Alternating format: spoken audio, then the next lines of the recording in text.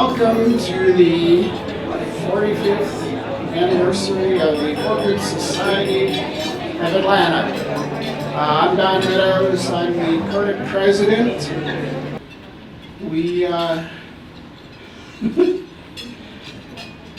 I just have a few little announcements.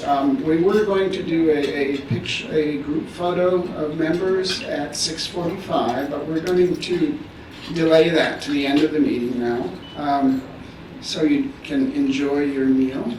Salad for now. Dinner will be coming out at 7. We're going to have Suzanne Smith do our initial presentation, but unfortunately she can't make it tonight, so Cheryl Mann Harden will do that. She is one of the wonderful planning committee members, which include Donna, are you? Oh, Donna at the back, Donna's Garrison, Margaret Garrett, somewhere also at the back, Cheryl and Suzanne. I helped out a little bit. We have, after the program, a drawing for prizes, some door prizes, which is pretty fantastic, really. So be sure to stick around for those. Over by the wall there are gift bags, one for each person who's here. So be sure to grab one of those also. Those are also pretty wonderful. And like I say, for members who can, please stick around for the end of the meeting, and we'll gather for a group photo and then say goodbye. So enjoy. If you would join me for a blessing on our meal. Father, we thank you so much, and we praise you for you are the source of every good thing, and you have blessed this organization, and you have shown us your mercy and your goodness through the people that we have come to know and love, and those who have gone on ahead of us. Lord, I thank you for all the people who've worked so hard and been constant to share what they know, to build each other up, to inspire and to encourage. I pray that you would help us to do that going forward, and that we'll always take the time to be a blessing to another artist along the way. We thank you for this meal, Lord. I pray that you would bless our time together and our conversation. In Jesus' name, amen. Good evening, everyone. I'm the substitute for Suzanne Smith, who was not able to be here tonight. So, Cheryl Harden, and I am going to give you the program that Suzanne spent a long time putting together, weeks and weeks. And welcome to the 45th anniversary. And she wanted to start by saying it all started with a vision by Anna Norris. And the first slide, I think Margaret's going to get it for us in just a second. For those of you who are new, Anna Norris was the founder. She is the one who came up with the idea of having a portrait club.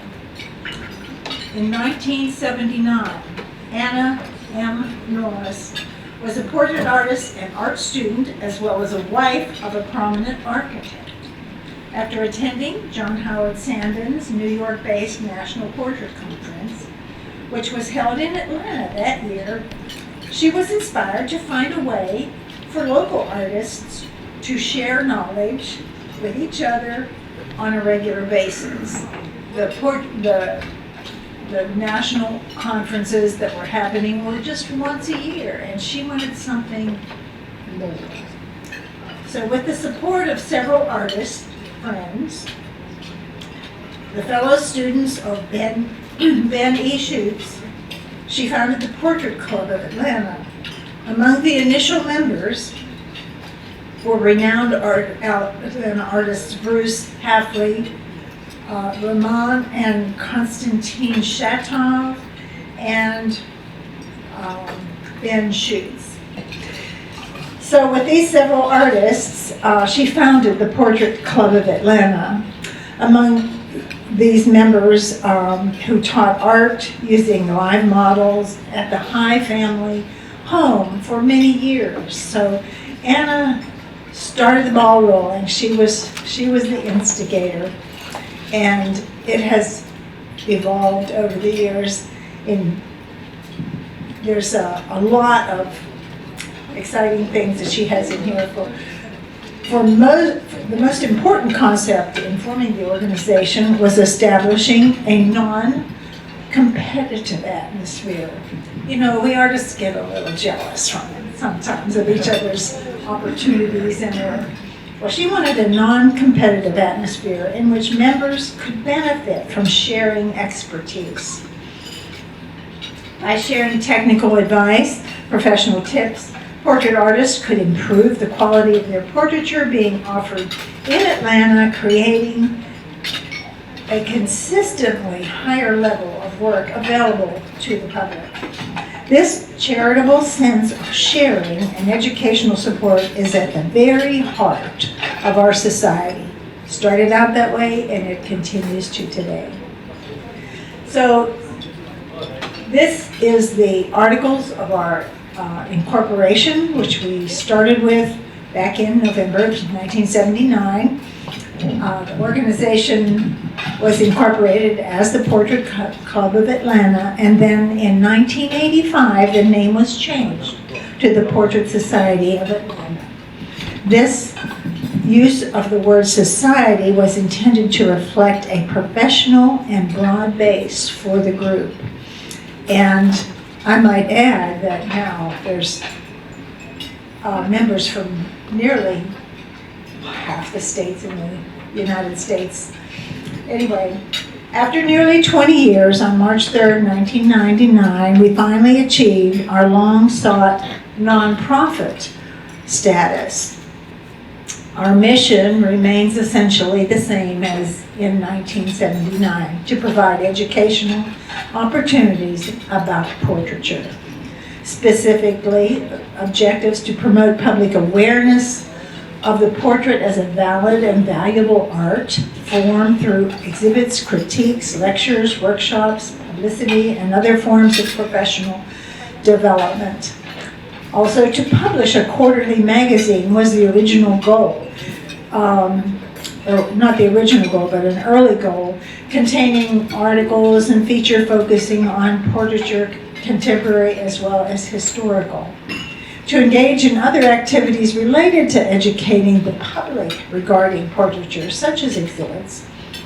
The organization is dedicated to passing on to the general public the collective knowledge of its members. Accepting the following these objectives will create a new and greater respect for portraiture, for portraits, as an art form from and by the general public.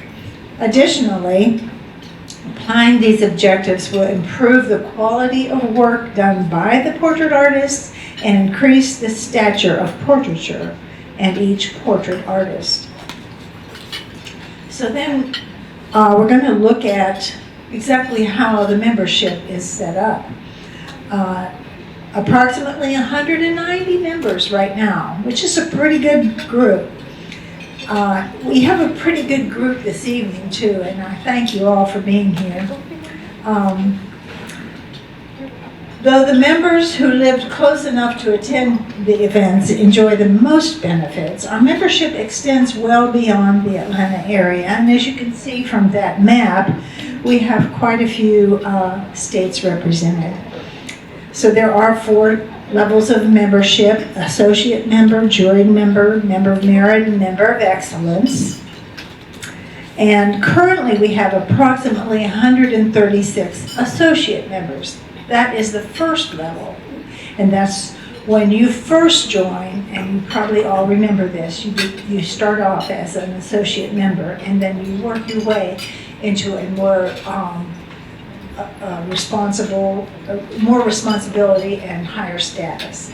So we have right now 36 juried members, of which you can see the names. To be a juried member, you have to have 2 years of volunteer service in this organization. it does not run itself. This evening did not happen by itself. There were many hours of volunteer work put into making this event happen, and every event that the Portrait Society has. So we ask each associate member to do, before they can become a jury member, to do 2 years of service, and also submit artwork and be juried into at least 3 shows. That means you have to have a quality of artwork that is judged worthy to be in our exhibits. So each time we have an exhibit, your work is juried into it. We have 13 members of merit, which are chosen by a panel of judges. Artists submit their work, a compilation of their work, and they are judged on a point system by these professionals that are not members of the Art Society. They are artists that are renowned nationwide. So we have 13 members that are members of merit, and then we have 5 members of excellence, which go through the same criteria for being accepted or named a member of excellence, except they have to have rated a higher point system, so that their standard is even higher than the members of merits. We are fortunate to have members of merit and members of excellence here this evening. I would like to ask those that are members of merit or excellence to please stand right now.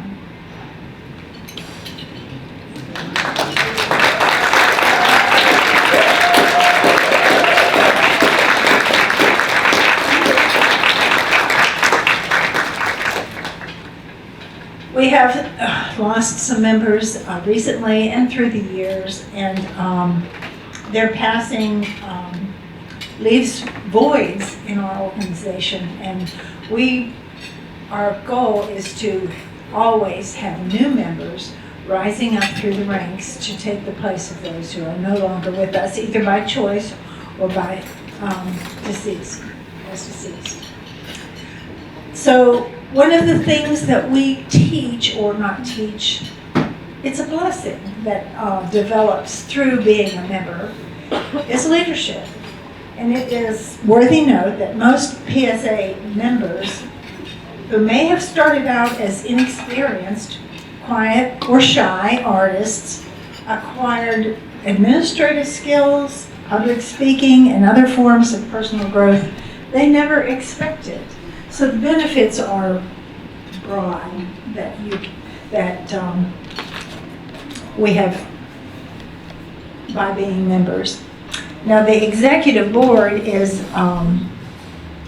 made up of officers and directors, and they to give a voting voice to the membership at large. The elected officers of the executive board remain in office for only 2 years, so that newer volunteers have the opportunity to be trained to lead and organize, carry the responsibilities, and manage the various activities. Directors are selected by the existing executive board to overlap terms and provide supervision over various committees. So we have a very efficient, organized administration. The administration for this year: Don Meadows, President; Holly Henson, Vice President; Ruby Mason, Second Vice President; Rose Payne, Secretary; Peggy Sollins, Treasurer; and Donna Garrison, Director. And Ann Marshall Bailey is a Director, and Margaret Garrett is the immediate past President. Would you all that I just named please stand up?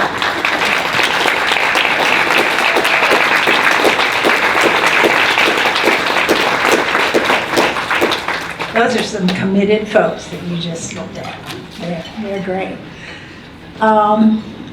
We have many past presidents here in attendance, They're listed here on, as you can see, and I would like past presidents that are attending today to please stand.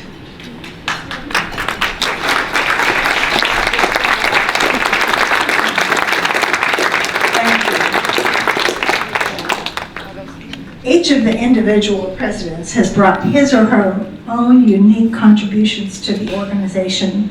Our president's plaque on display, I thought it was going to be on display, but I don't see it. At the registration desk, thank you. Commemorates their service and their time here, with the Portrait Society. We couldn't do it without the people who volunteer and hold offices. It's amazing what this organization has accomplished through the volunteer work. Our advisory board is made up of Nancy Honey, Carol Kirby, Suzanne Smith, and Michelle Smithers.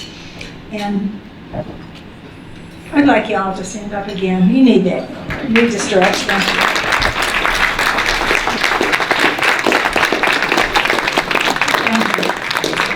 The advisory board was established in 1990. Many of our earliest advisors were past presidents and have served as members of the executive board for several years.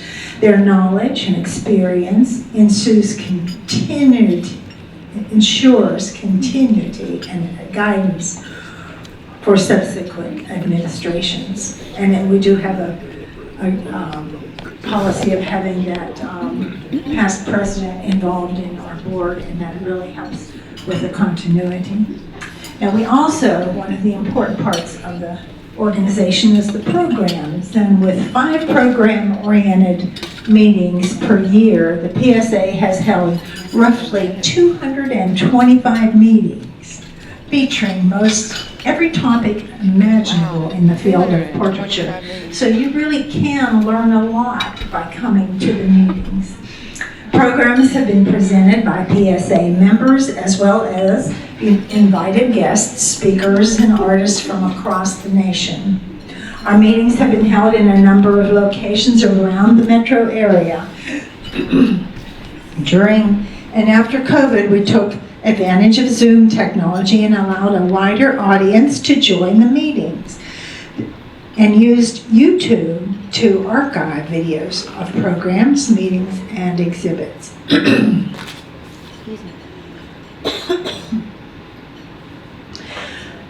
Then there's lectures. We all included as part of our programs. We have lectures and demonstrations, slideshows, and discussion panels, all of which add address the profession of portraiture in some area of importance to almost everyone. Technical advice and inspiration, camaraderie and support, as well as a tasty buffet, which is always a treat. Makes for memorable events, and you just don't want to miss them. Then there are our exhibits, which are really awesome. Realizing nearly 100 exhibitions in a variety of public venues and galleries all around the Atlanta region, the PSA has provided great exposure for its members since 1979. Thanks to our website, exhibition galleries promoting portraiture to the public expands beyond local communities and even the region. Out of a mutual desire to support fine art portraiture, many distinguished jurors have generously donated their time and expertise for little compensation. Exhibition openings provide an opportunity for the solitaire artist to meet and mingle aside from the meetings, with time to chat is always limited due to the informative programs being presented. This opportunity to share encouragement and support is vital to, and so much a at the heart of why the organization has flourished for so long, for an amazing 45 years. 45 years. As the organization grew, so did the exhibitions. Being accepted into the exhibitions, not to mention receiving an award, became a major enticement for artists to join the organization. Besides the exhibits, we also have provided workshops. On average, the PSA hosts 2 workshops per year. We've been fortunate to offer our members an opportunity to study with many of the nation's leading artists and teachers. We continue to try and work out the most equitable methods for all of our artists to gain exposure to these experts who would not otherwise be available in the Atlanta area.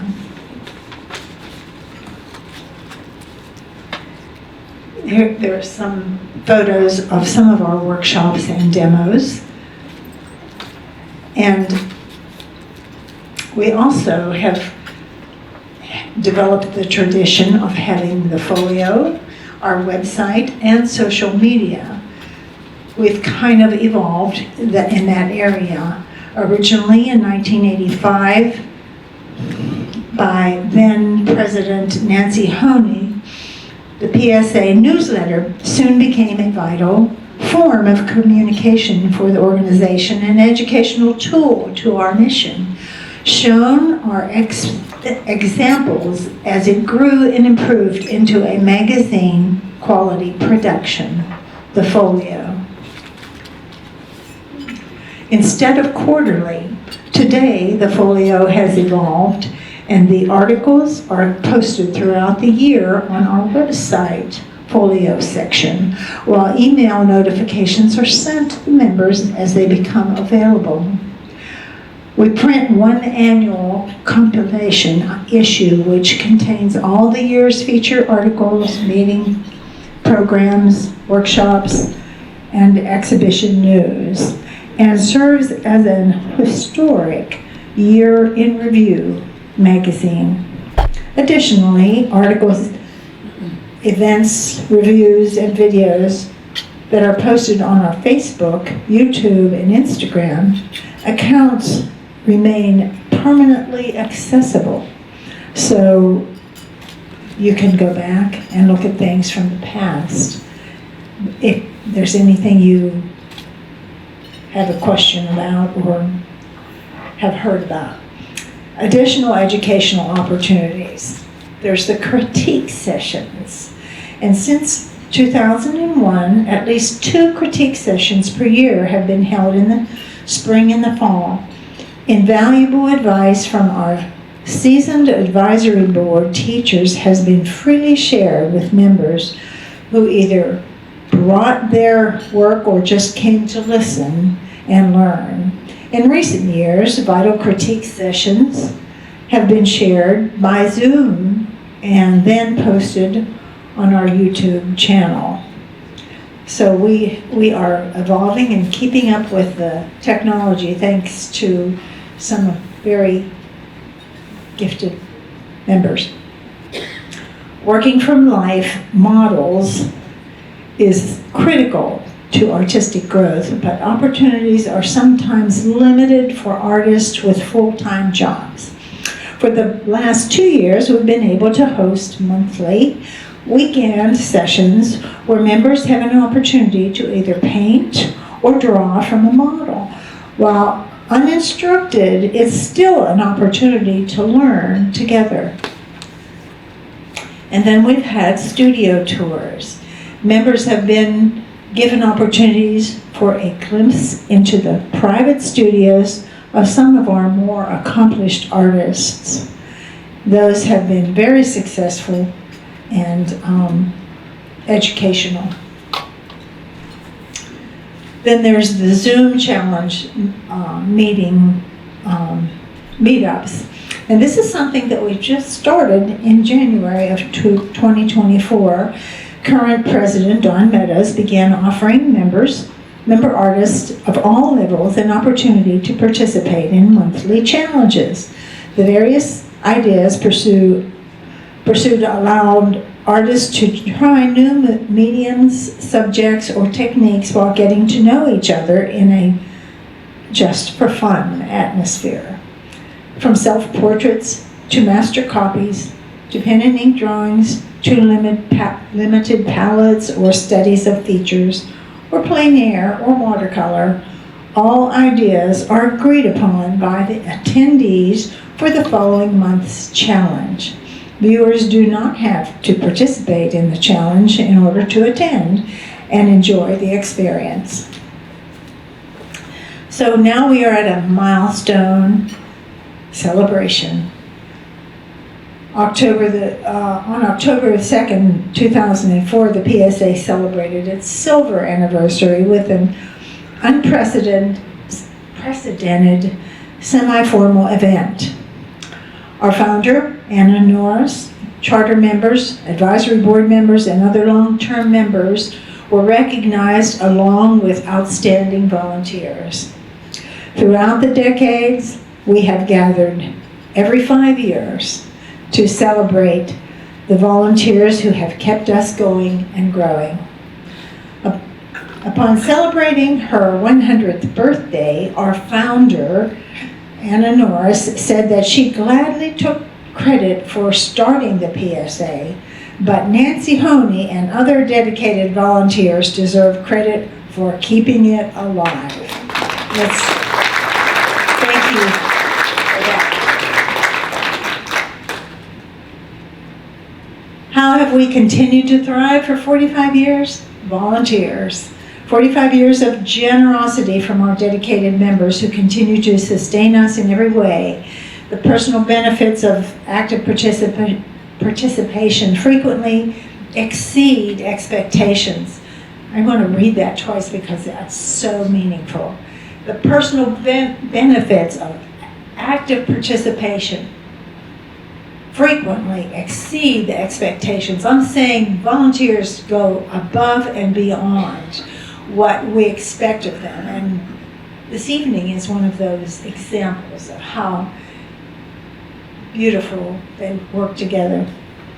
A passion for educational growth. Almost every portraitist craves knowledge to improve. And fortunately, most accomplished artists enjoy sharing their expertise.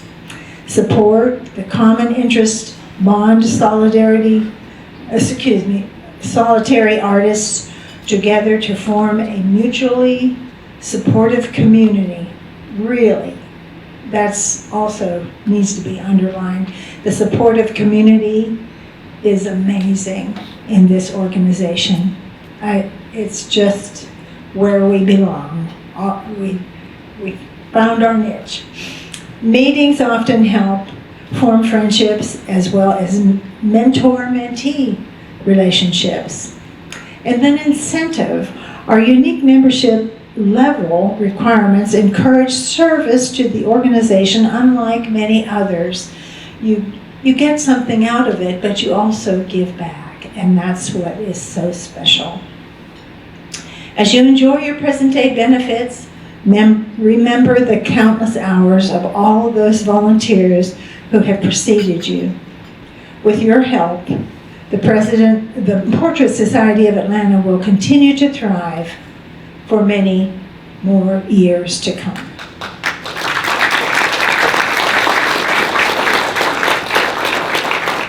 I apologize that I don't know how to use a microphone. At this point, we get to hear from our keynote speaker, Michael Shane Neal, and I would like to introduce him as an amazing artist. And if you want to know his background, you can read your program. It has the whole thing, but he's done it all and accomplished so much. He's the president of the chairman of the board of the Portrait Society of America, and he's just done portraits of presidents and senators and university heads and governors, and the list goes on. We welcome Michael and ask you to come up now and give us your thoughts. So glad to be with you. Thank you so much. 45 years ago, I was just thinking, where was I 45 years ago? I was in Washington, D.C. that summer, had the tour of the White House. We stood in line, forever. It was 1,000,000 degrees outside. And my parents bought me a book on the presidents. Each page had a portrait of the president, and on the right-hand side was a biography of the president, and then the president's signature. And I took that back with me after that summer, and day after day, I sat and tried to copy the portraits on pieces of notebook paper and put their signature across it. Thank you. And so I was not only learning about the presidents, but I was also noticing differences in styles of artists. Interesting that the last painted portrait that was in that book was Gerald Ford by Everett Raymond Kinsler.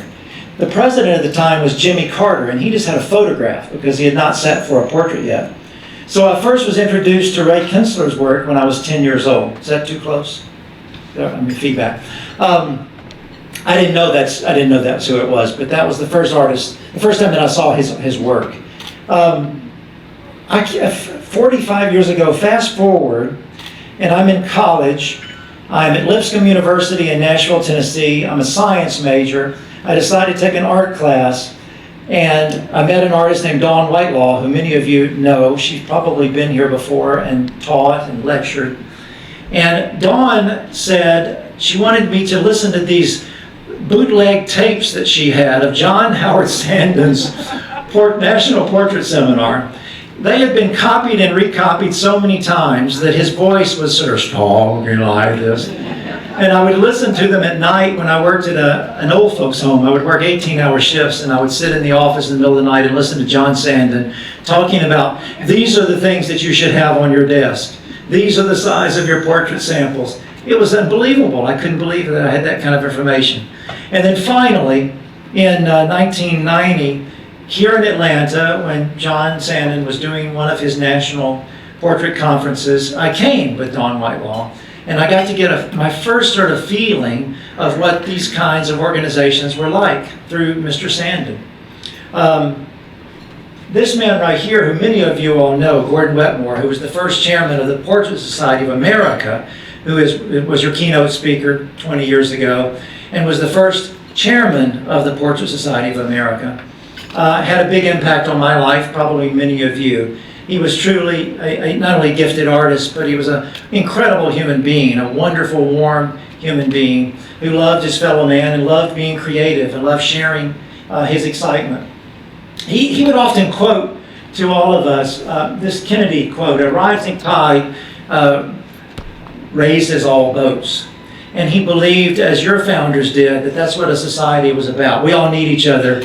And Cheryl did a beautiful job expressing your long, wonderful history of doing that, of sharing. So I'm going to kind of skip through some of these slides a little fast because it's a bit redundant, but I'll get to this part at the bottom at the end of the presentation to show you a little bit about what sort of drives me and my time now as chairman of the Portrait Society. As you know, many of you knew Ed Jonas, who was the second chairman after Gordon passed away. And then after Ed passed away from an accident falling off the roof of his studio, he was checking for a leak and slipped and fell and hit his head and then passed away much too early. We had an interim board chair, which was Dawn Whitelaw, who was our vice chair. And then the board asked me to take on the job. I had no idea, Donna, and thank you again, Donna, for inviting me to speak. Donna Garrison. I had no idea, Mr. President, how much was involved in being chairman of the organization, but it was way more hours than I thought, but I love every minute of it. Teaching and sharing, as you all just heard from Cheryl, such a huge part of what we all do in these societies.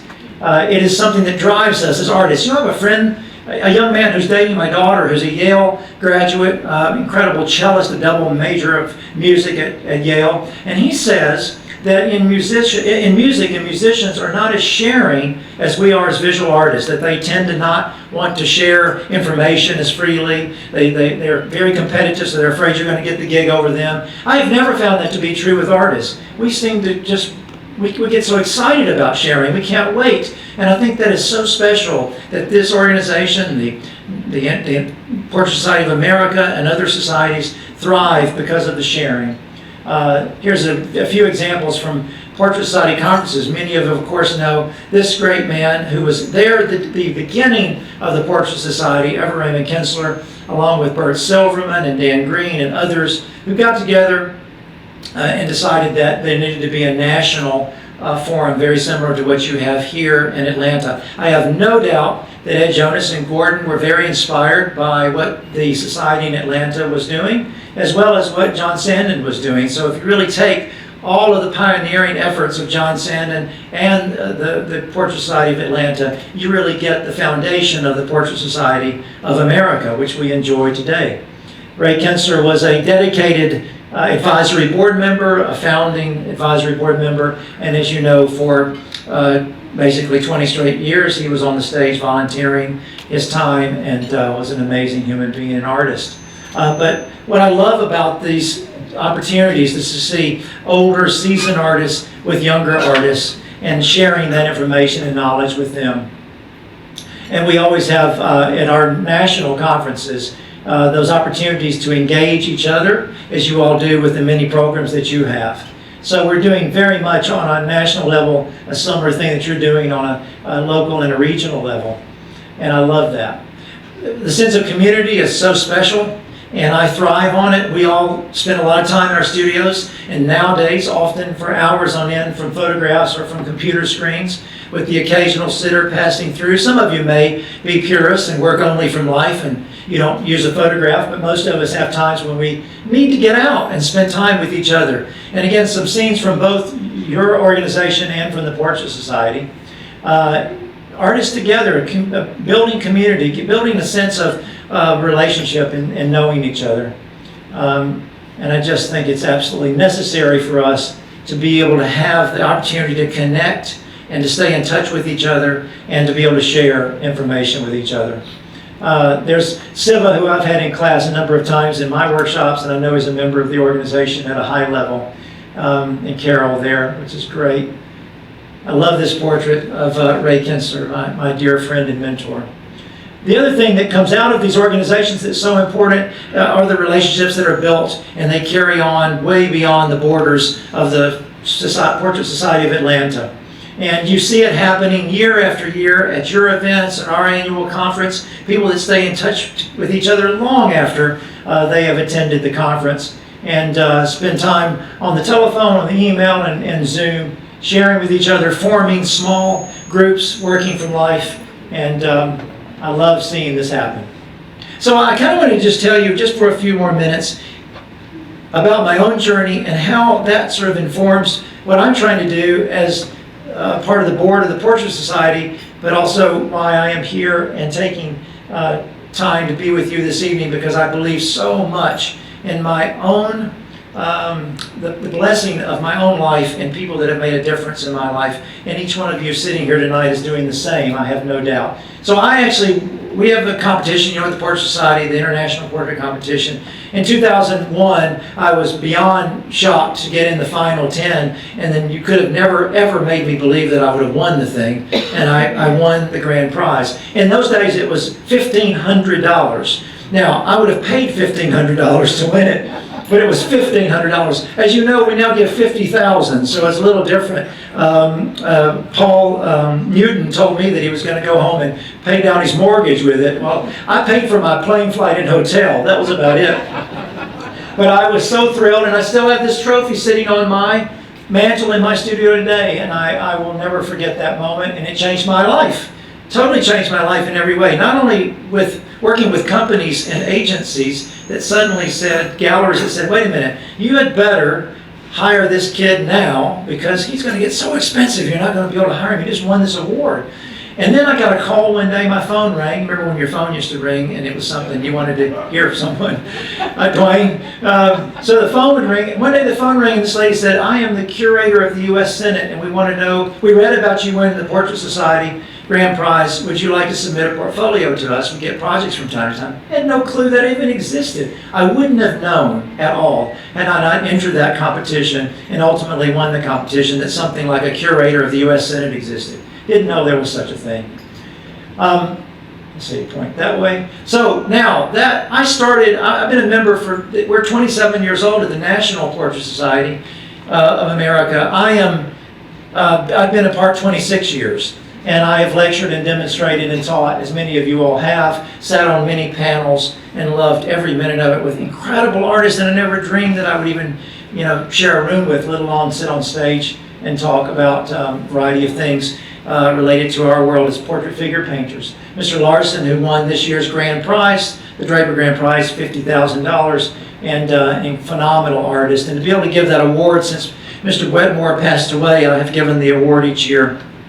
Big shoes to fill, but I'm honored to be able to do that. This is recently in my Nashville studio, having our annual board meeting where we spend time together, not just on Zoom or on the telephone, but actually come together and spend time going over everything that our plans for the future, including what we're doing today. And it's a great opportunity and a great honor. So 2 people that are sitting on the stage with Richard Orman, who is John Singer Sargent's great nephew, Don Whitelaw, and Ray Kinsler. These are 2 hugely important people in my own life that have been involved in the Portrait Society since day one and have given so much of their time and energy. So this is 1989. Remember when I told you that Don slipped me those bootleg tapes from Sargent from Sandon. Mr. Sandon would appreciate that. So there's Dawn in 1989 and myself. I would love to have that hair back again. And here we are 40 years later. We are still the best of friends. I still email her regularly when I get stuck on something, which usually results in, I think you just need to scrape it off and start again. She doesn't hold back. Believe me, she doesn't hold back. And she received this year an award for excellence in teaching. Dawn has been a teacher isn't that incredible? Yeah, so well deserved. Dawn has been teaching for over 60 years and has probably produced more professional artists than any artist I've ever met. If you walk into one of her classes, workshops, lectures, you come away not only feeling as though you've learned a lot, you're anxious to try more and try to challenge yourself and see if you can share what she shared with you. There's never been any teacher I've ever had that was more organized in her thinking and had more gifts in being able to deliver that information to you and you understand it. And we all hope Dawn lives to be 100. She is not slowing down, still traveling the country, teaching and inspiring others, including my own daughter, which I'll talk about in a moment. So this is Ray Kinsler a number of years ago. You can tell by how much hair I have, you see, still.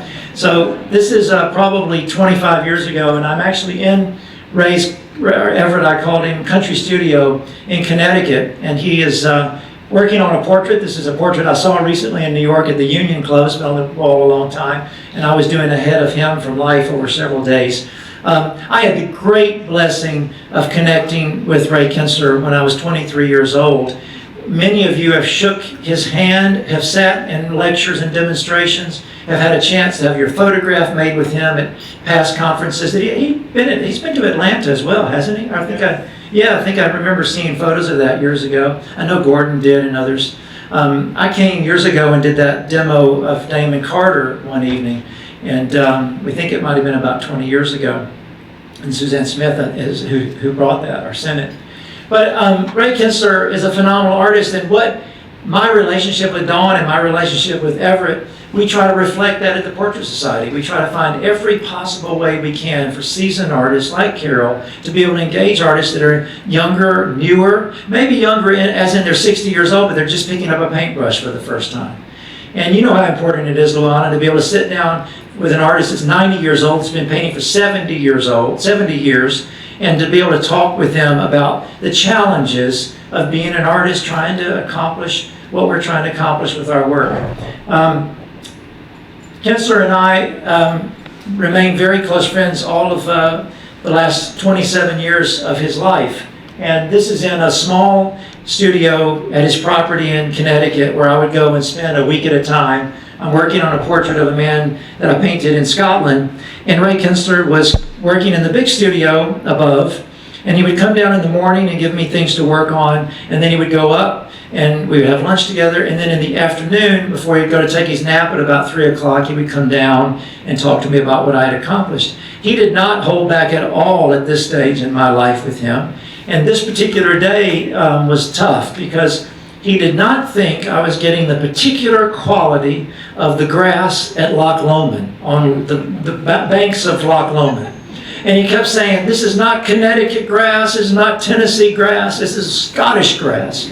And don't you understand the particular nature of this? Look at the crispness of this blade, look at this. And I was looking at the photos and I was trying to understand it, but I wasn't seeing it the way he was seeing it.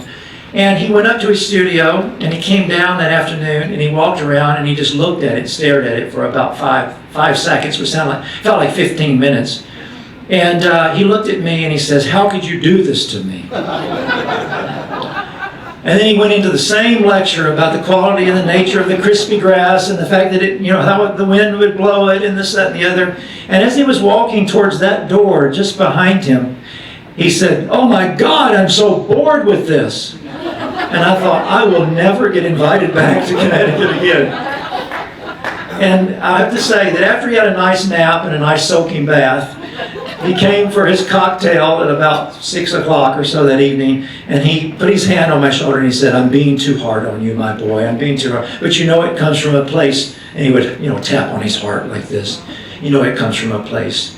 And I said, no, Everett, I am determined to get the particular nature of the grass at Loch Lomond. I'm working on this head and these hands forever. And he just wanted to talk about grass for 3 days. Finally, a couple of days later, he came down to check on the painting and he put his arm on my shoulder and he says, you've got it, my boy, you've got it. That's the nature of grass on Loch Lomond. And I said, well, Everett, I appreciate your insight. I said, it's been so helpful to me and particularly helpful that you know so much about the grass at Loch Lomond. And he said, oh, I've never been there.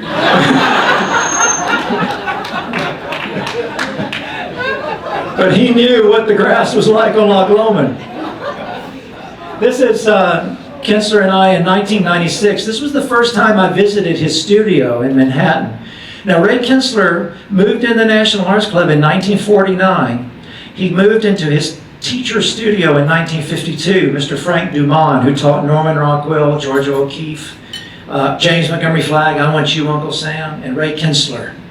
And when Mr. Dumont died in the studio that he moved in 1906 when it was built and died in 52, Ray Kinsler moved in and stayed there 66 years. And he painted over 2,500 portraits in that room, countless illustrations, countless sketches. I can tell you countless because I've seen them. And when he passed away and going through his studio and the contents of the closets, it was like going through sediments of soil, going back in time. As we would dig deeper and we would pull out things, we were pulling out drawings from the 70s, from the 60s, newsprint that was falling apart from the 50s. We got down to the 1940s, no joke, letters from the 1940s along with drawings, things that were in the closet that he just kept putting them in the closet and stacking them, just like it was like Pharaoh's tomb. I couldn't have been more excited to be in there. But this is the first time I visited, and Ray Kinsler, at his heart, believed in sharing. He used to say all the time that the only thing I ask of you is that you share the information that I'm giving you, because the teachers have shared so freely with me. John Johansson. So if you ever go to the Frick Museum and you see the portrait of Mr. Frick, that was painted by John Johansson. He was on the 12th floor. And Ray Kinsler would go up and see Mr. Johansson, or Johansson would come down to him. Paul Manship, the great sculptor, who did so many of those fabulous pieces in New York, including, what's the god that's in Rockefeller Center? Something, I can't remember. But anyway, the gold god that's at the ice skating rink there. That was done by Paul Manship. He was in the building. On and on and on. And this spirit of sharing. By the way, John Johansson started probably the first ever National Portrait Society in 1910. He started an organization of portrait artists in New York. It didn't last after First World War. but he and his wife started that organization back in the teens. So here, Kinser and I are 25 years later, standing in or 20 years later, standing in almost the exact same spot in the studio. Mrs. Kinser tried to get us right in the same spot so that we could, you see that little newel or that little post, we're right underneath there. So Ray Kinser was 90 years old at this point. And by the way, when he saw this photograph, he said, well, either you've gotten taller or I've gotten shorter. Because you look at that, and then you look at that, like, what happened? And Peggy said, I think you have settled, dear. You all have relationships in this room like I've had with Ray Kinser and Dawn Whitelaw. You have people you share time with and your knowledge, and it absolutely changes your life as a sharing group here in this society, and it goes well beyond this room, and it goes well beyond the people that you are sharing with. And it is so important that we continue to do what Kinser and Dawn do, and what all of our societies do, which is to inspire and to encourage and to keep constantly saying that you can do better. We can all do better. We can go a little beyond what we think our limits are, each and every time, if we'll just push ourselves. And this is Ray Kinser in his studio in Manhattan, which was Mr. Dumont's. I mentioned to you this marvelous north window that overlooks Gramercy Park. And there's a wonderful apartment in the back, so there's a bedroom and a kitchen and a bath and now a laundry room back there. And you can imagine, so I started painting portraits in my parents' garage. In 1989, I went to Michael's art store with 3 paychecks from a local grocery store where I was bagging groceries. It was $51 for 3 weeks' work.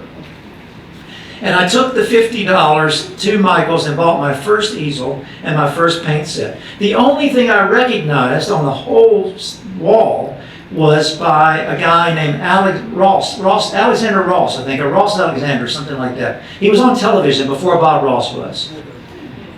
Alexander. Does that ring a bell? He was Austrian. And in fact, he would be out with waterfalls flowing, he has his easel propped up, and he would come on television and say, Bill Alexander, that's his name, William Alexander. And he would say, here we are today in beautiful Victoria Falls, and today I will paint an Arizona landscape. He did that all the time. It had nothing to do with where he was set up painting. He wouldn't paint plein air. He would paint from some photograph or painting. Anyway, painting in my parents' garage with a silly presentation easel. I had to tape it with duct tape to the floor because I didn't know why it wouldn't stand up. I would push on it and it would slide and fall.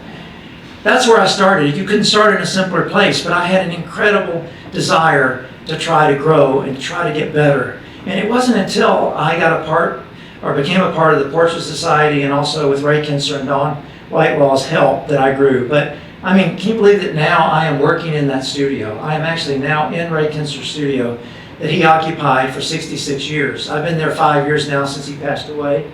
And I feel the spirit of Ray Kinser and Frank Dumont in there each and every day that I worked. I don't believe in ghosts. I don't know that I really believe that I say that now because I've had a couple of experiences since I've been there that I'm now beginning to question what I've always said. I didn't believe in ghosts. I certainly feel a presence there from time to time. And I almost swear there are times when I hear Everett in my head as clearly as if he's in the room saying, Shane, and, put the brushes down, back away. The palette that you see sitting there belonged to John Singer Sargent. And John Singer, I was blocking the screen the whole time. God bless you, I'm so sorry. That palette belonged to Sargent. It was given to Kinser by a guy named Paul Burns, a great portrait artist. You can find examples of his work in New York. Paul Burns was given the palette by a guy named George Brockhurst, who was an artist in London who moved to New York. And the story that Kinser was told was that that Brockhurst bought it at the estate sale, the sale of Sargent's work right after Sargent's death. Richard Orman has clarified that for me and said that there were no palettes sold at the estate sale, but that George Brockhurst assisted his grandmother, Violet Orman, as well as Emily Sargent, in the inventory of the studio, and that they gave him several original works, and he suspects that they also gave him a palette. because he said Mr. Sargent would have never given a pallet to someone, because he would have thought, how arrogant of me to think you would want something like a pallet. But so Mr. Orman believes that it was probably given by his sisters to Mr. Brockhurst and then on from there.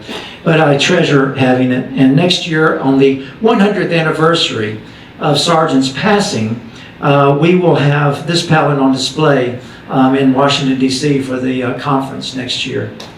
I'm excited about that. Hope y'all come and see it. There we go. So this is my daughter, my oldest daughter, Maddie Ree. Maddie Ree has been going to the Port Society conferences since she was 8 years old. So to give you a sense of what kind of impact we can have on little ones, and you see, well, she doesn't have it on, but she proudly still has every name tag from every year that she has gone.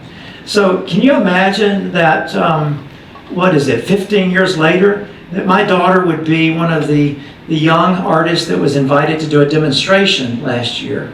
And she actually did a live demo. If you don't know her work, her name is Maddie Neal, Maddie Ree Neal. Look her up. She's got her own website.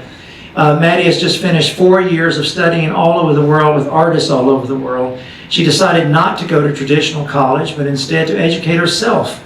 And she has done a brilliant job. And, Ray Kinsler looked at me the day before he died, and I was with him the day before he died. And we didn't know he was going to die the next day. I didn't think he would ever die. I thought there would never be a world without Ray Kinsler. And I was sitting on his bed. By the way, I came to see him. He had told me not to. He said, I don't want you to see me. I want to see you, but I don't want you to see me the way I look now. I've been in the hospital 3 weeks. We'll just talk on the phone. So we talked on the phones every few days. But his wife, Peggy, texted me and said, well, now don't panic, but his kidneys are not operating properly, and they're going to do dialysis. And my sister looked at me and said, look, that is serious. He's 92 and a half years old. You need to go see him, whether he said so or not. So I bought a plane ticket that night, got on the next flight the next morning, went to Bridgeport. Actually flew to Hartford, took a car to Bridgeport, got to the nurse's station at the ICU, and the door was locked, and you had a telephone. And I thought, well, before I go in, I better call Peggy. And I called Peggy Kinsler. Oh, I've gone to let the dogs out. What are you doing? I said, well, I'm at the hospital. And she said, at the hospital? I said, I'm here in Connecticut at the hospital. I said, I'm a good boy, and I always listen to what Mr. Kinsler says, whatever it says. But I've just come on up. So she said, tell him that you're his son and to let you in. And so I went in, and I went to his room, and he was in bed, and there was a nurse there. They had just given him a dialysis treatment. And he was being Ray Kinsler. He was just charming her and thanking her. And then she looked up and saw me at the door, and Chad in the back of the room, she looked right at me. It's Chad, right? No, yes, it is. Looked right at me and said, who is it? Because he didn't have his glasses on. And I started walking towards him, and he said, oh, come here, me boy, come here. And he grabbed me by the hand, wires hanging all down, plugged up to all this machinery. And he pulled me right down and kissed me right on the lips, like just a big wet kiss right on the lips. He had never done that in all the years I'd known him. And he started pushing the wires off the side of the bed, and he said, sit down, my boy, sit down. And he looked up at the nurse and he said, it's not sexual. This is the day before he died. I mean, his humor was there until the very end. And he held my hand, and we talked, and we didn't talk. He talked and talked and talked. 4 hours straight, he talked. He told me, it was as if I was getting the Vulcan mind melt. He was like telling me everything from his childhood all the way through. I'll never forget it as long as I live. And I've written everything down for my kids particularly. But as I was walking out of the room that day, at the end of the day, believing that he would be with us forever, I turned and looked back, and he looked at me, and he gave me a thumbs up from his bed, and I gave him a thumbs up. And that was the last time that I saw him. But one of the things we talked about that day was back to Maddie. And I said, what are we going to do, Everett? And he said, I don't know what we're going to do about Maddie. I said, I don't either. I've looked at every program. I can't find something that fits. And I said, she's learning a lot by traveling around with different artists. He said, no, I'm not talking about her education. I'm talking about the fact that kid's going to get all the work, and we're not going to have anything to do when she really hits the market. I said, Everett, you'll have all the work you want. So that was the way he was until the very end. It was remarkable. So I'm so proud of my daughter, and she has been raised on these kinds of interactions. This organization, the Porsche Society, and other organizations she's a part of. She just joined the Selma Gundy Club as a young artist in New York, and she is so excited, about showing in her first exhibit there. It is so meaningful, and I'm so thankful that we're involved in a work that is inspiring young artists, whether they are 23 or 53 or 83. I want to conclude with the most important impact that anybody can have, and that is if you happen to be a parent or if you had wonderful parents. They are the model for what we're doing right here tonight and what we are doing every day as artists. These are my parents, and I have lost both of them in the last year and a half, and it has been incredibly hard. Even though I am 55 years old, we were very close. But what I want to say is that those of you that have creative children or not, if you happen to be super, you believe that your kids should be an artist, but they want to be a lawyer, an accountant, just give them a chance to do it. I came home after 2 years of college. My father thought I was going to be a doctor. He was paying for my education. And I said to them one night, I think I want to be an artist. And he didn't say, have you lost your mind? You're going to starve to death. I'm not going to pay another dime of your education. He just kind of looked at me, kind of stared at me for a little while. And then Mother said, well, if that's what you want to do, you should take some more classes and then you can decide. I never asked my father why he continued to support me the way that he did, paying for my school and encouraging me and being at every single thing. But it was because he was my dad. But I asked him when he got cancer a year and a half ago, and we knew he wasn't going to make it, and I realized I'd never asked him, and I said, Dad, why did you not tell me I would starve to death? And he said, well, honestly, that's what I had always heard too. And I didn't know a lot about it, but I knew you. I knew my son. And so that was, that just gets you right there. And then he said to me, I always thought to myself, if I told him he couldn't do it, and then he didn't, he might spend his whole life frustrated thinking my father wouldn't let me have a chance. But he said, if I gave him a chance and supported him and said, yes, son, I want you to do it, and then you succeed on your own, all the better. Then your father encouraged you and you did it on your own. So he rolled the dice, and here I am 35 years later still doing what he gave me that kind of courage to do. And I'm so grateful, and boy, did I hit the lottery. And my mother, God bless her, I lost her in July. My mother was at everything she could get to, every unveiling, every presentation, every speech, you name it. And she was the first one that said, you should sign up and take a drawing class in college. I think you'd really love it. So when you're thinking about your grandchildren or your children, or maybe you were lucky enough and your parents encouraged you early on, maybe you weren't lucky enough. I know people that I have in class all the time that their parents didn't encourage them, and they've started painting and drawing much later in life because that opportunity wasn't there early on. But you have that opportunity now. And you can be encouraging to others as this organization is encouraging to you. But I do think it all sort of starts at home. And I love that I'm able to encourage both my kids, one of which wants to be, or is, already taking commissions, Maddie, and the other who wants to be a lawyer. Thank you all so much. Memorable events wouldn't exist without the collective effort of our amazing volunteers. They are the ones who plan every detail and show up over and over to make it all happen. So Ruby and I would like to read the names of our volunteers so we can all honor and thank them together. These are some of the people who have given their time and skills to keep us going over the last 5 years. So please stand when I read your name and remain standing.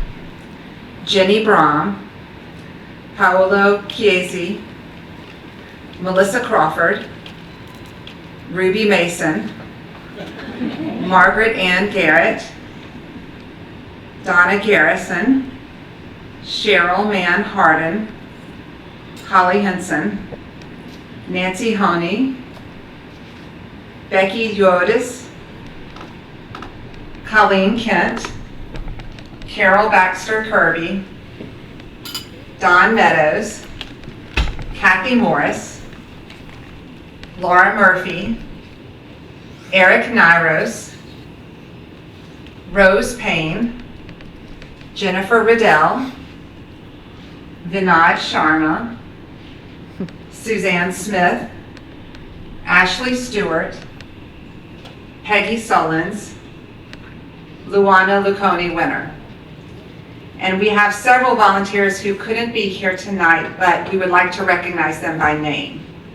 Chad Awalt, Catherine Schuber, Sharon Smith, Mike Strickland, Yuri Totsky, Nicole Troop. And Ruby has a few names too. Yes, thank you, Holly. I would like to acknowledge some of our most recent volunteers that have stepped up in a big way. So when I call out your name, please stand. Katie Bradford, I don't think she's here tonight. Oh, I didn't want people to sit down. Please. Gloria Chan. Luke Graves could not be here tonight. Teresa Harris. Is Teresa here? She is. Jessica Lilly. Not here. Kim Natarajan. Brigitte Tippa. I know I was going to mess this up. I've got it though. Brigitte Tippa Bahala. Did I do okay? And Megan Thomas. We're just very thankful for all your work and the service that you've given this community, and we have a bright future because of all of you. So give yourselves a hand and please give them a hand.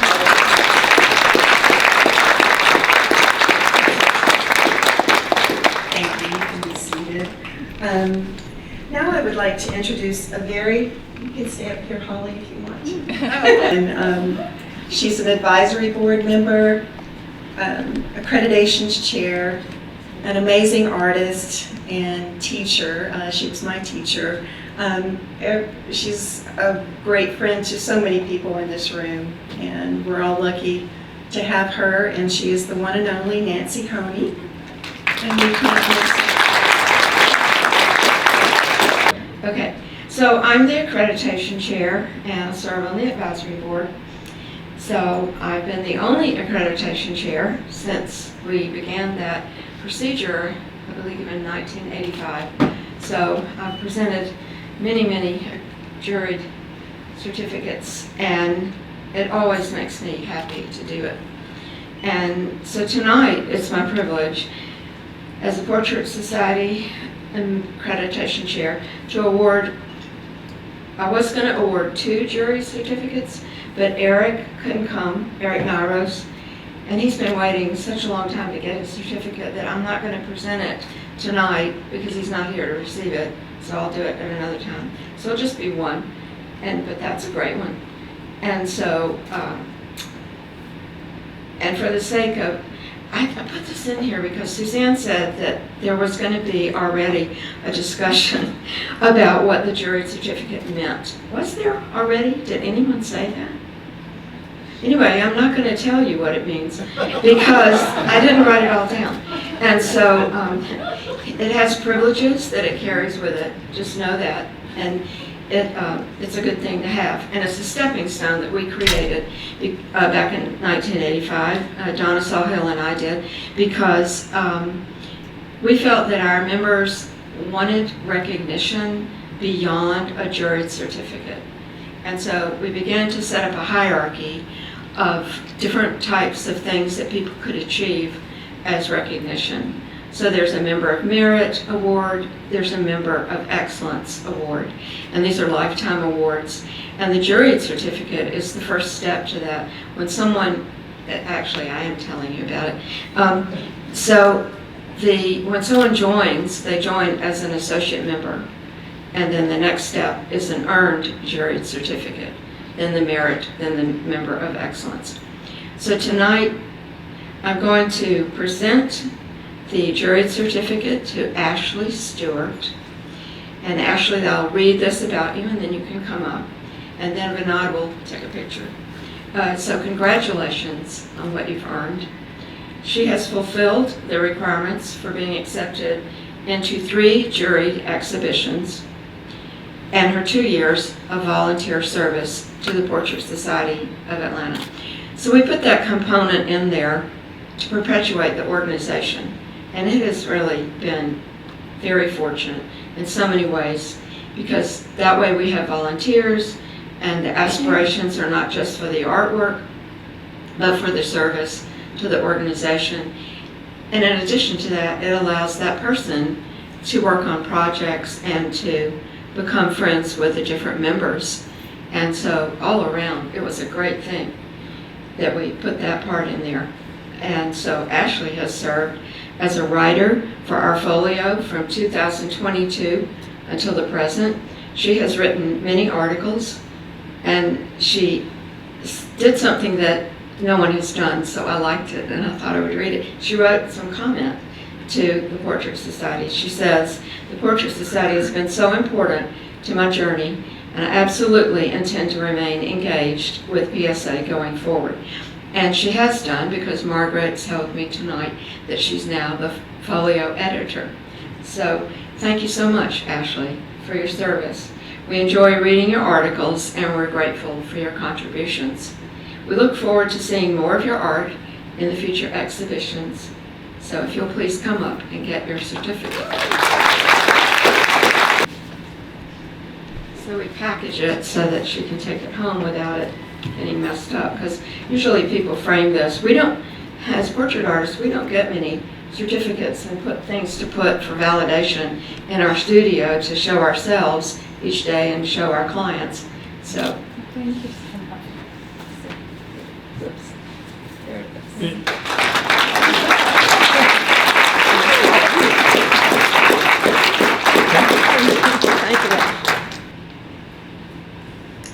I want to take a few minutes to share our memorials, and it will be about 3 of our past presidents who have died in the last 5 years. We also miss many other members who are not mentioned, but we did want to take a moment to recognize these people who gave so much to our organization and served as president. So the first person that I will share about is Damon Carter. And a quote from Damon is, "Break those edges." Damon Carter was a masterful talent and gifted teacher. His many volunteer contributions to the PSA included serving as program's chair, then president from 1993 to 95, before being appointed to the advisory board.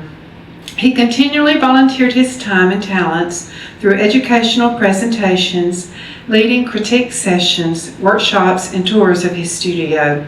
A soft-spoken, kind, and generous man, Damon had an incredibly witty, dry sense of humor.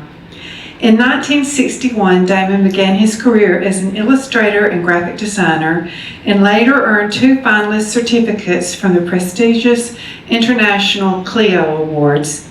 In 1987, he designed the hand-inked Portrait Society of Atlanta logo, which you can see here on this easel that we have used all these years, that remains in use. His first love, though, was portraiture. Notable clients included Mr. Ted Turner and Ambassador Andrew Young, as well as a host of collectors. In 1989, he was honored as a finalist in the Artist Magazine's National Portrait Contest from a field of over 10,000 entries. He also excelled at plein air painting and was juried into the 2011 Oil Painters of America National Show. Within the Portrait Society of Atlanta, he achieved Member of Merit status. He also was a member of the Oil Painters of America, the Portrait Society of America, and the Plein Air Painters of Georgia. Damon loved the process of painting and believed a true artist never stops learning. Over the years, he studied with leading artists such as Nelson Shanks, David LaFell, Burton Silverman, and others, including longtime PSA advisors Jim Shell and Mark Shatov. Second, we want to remember Laura Hill. Laura joined the Portrait Society prior to 1995 and had attended ASOPA, the American Society of Portrait Artists conferences, prior to that. She was a founding member of the Portrait Society of America and never missed an annual conference. Around 2000, she began serving the PSA as our event photographer. a position she maintained until becoming our programs chair, which she held for many years. And I'll just put in a side note, she hauled around more stuff than y'all can imagine. It didn't just show up at the meetings. Her previous acting experience allowed her to bring a more professional level of presentation to our programs. She would provide, oh, here it is, see? She would provide and transport a podium, easel, and various sliding equipment to each meeting, and we enjoyed her lilting voice as she introduced speakers.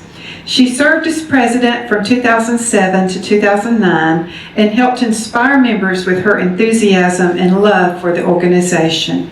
She was a positive force, effervescent and encouraging to all.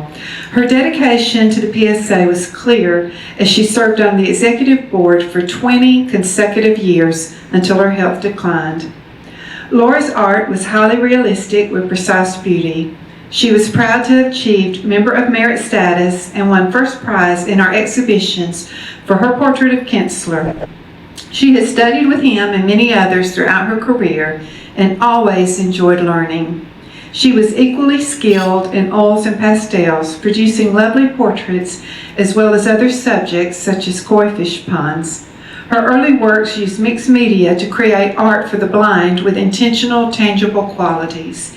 In recent years, she taught art to young children at Deborah Cabb's school and often expressed it was the most meaningful thing she had ever done.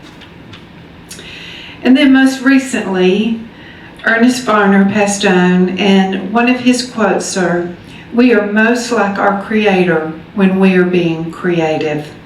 And tonight, we are so blessed to have his wife, Jackie, here with us tonight, and Ernest's best friend, Carl. Would y'all please stand?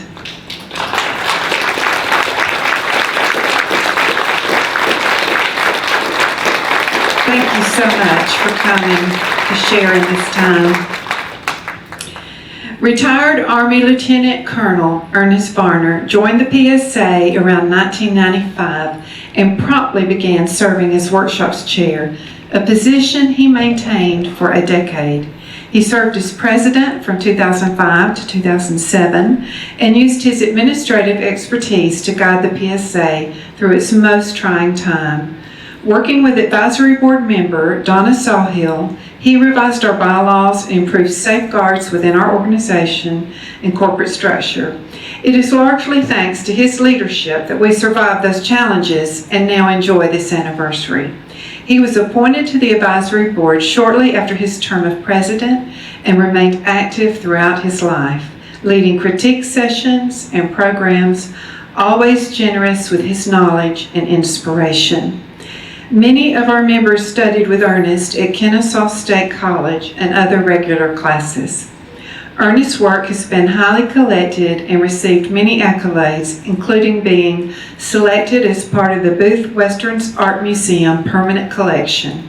He was personally selected by the U.S. Ambassador to Botswana, Africa, to be an ambassador of goodwill, teaching, lecturing, and demonstrating his skills before various audiences, and then was invited to the White House and State Department to be recognized for his contribution to the success of the Art in Embassies program.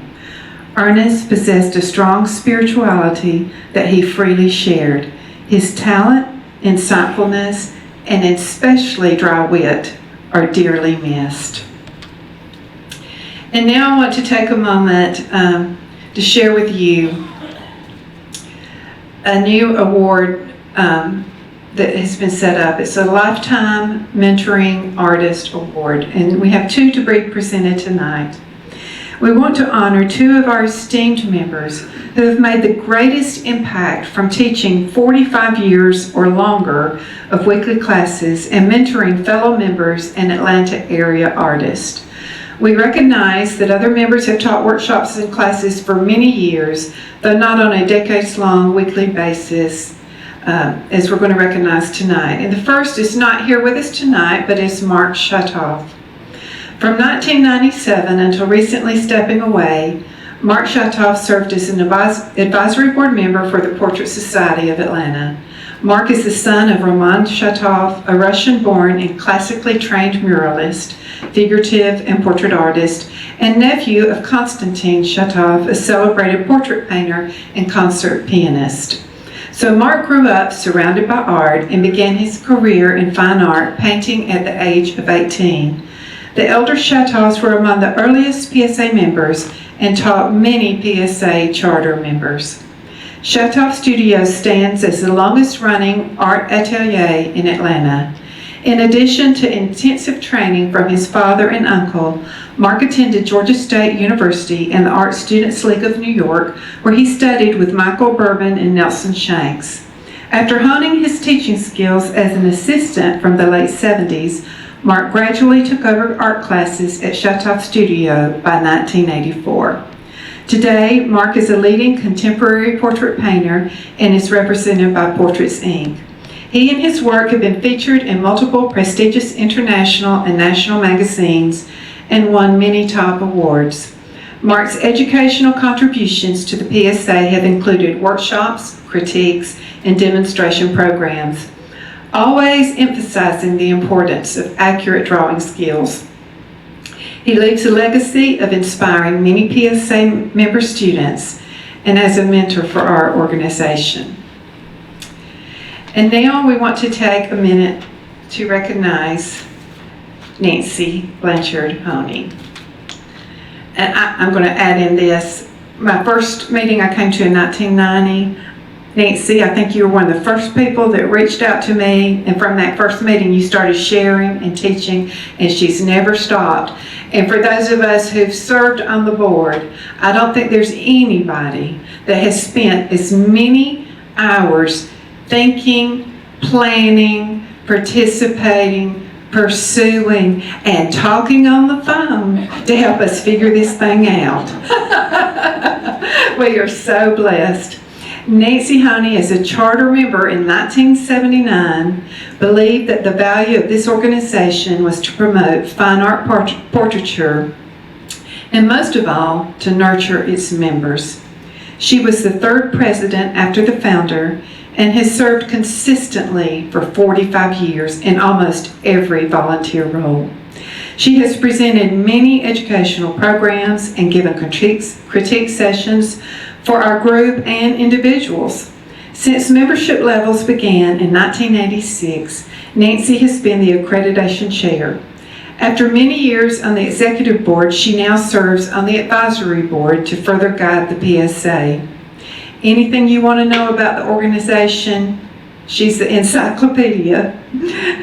Nancy has earned the respect of fellow artists and students as a colorist and creator of introspective portraits.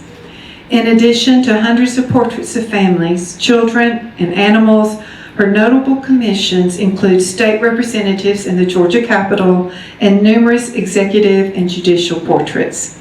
She was awarded Member of Merit in the PSA and Member of Excellence in the Southeastern Pastel Society. Her lifelong love of learning inspired Nancy to study with many recognized masters, as well as the Art Student League in New York. However, Nancy's main influence for 20 years was the renowned artist Nelson Shanks, who became her mentor and her friend. In a life dedicated to teaching between her home studio, the Atlanta College of Art Community Program, and 35 years at the Sproul Center for the Arts, Nancy has empowered hundreds of students during 50 years of weekly classes, focused workshops, critiques, and private mentoring. Some students studied with her for 15 to 20 years as they advanced and developed successful careers in portraiture. Nancy's nurturing spirit and dedication leaves a legacy of inspiration for us to cultivate our unique artistic voice. This lifelong mentoring artist award recognizes Nancy Honey's consistent record of teaching and loyally serving the Portrait Society of Atlanta. Nancy, please come up here.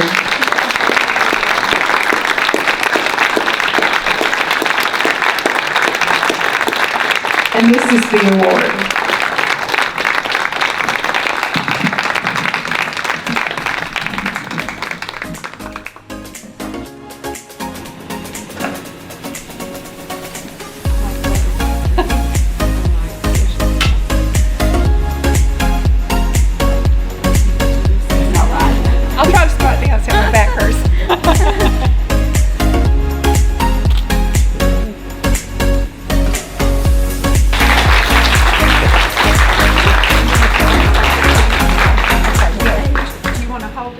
So, get ready.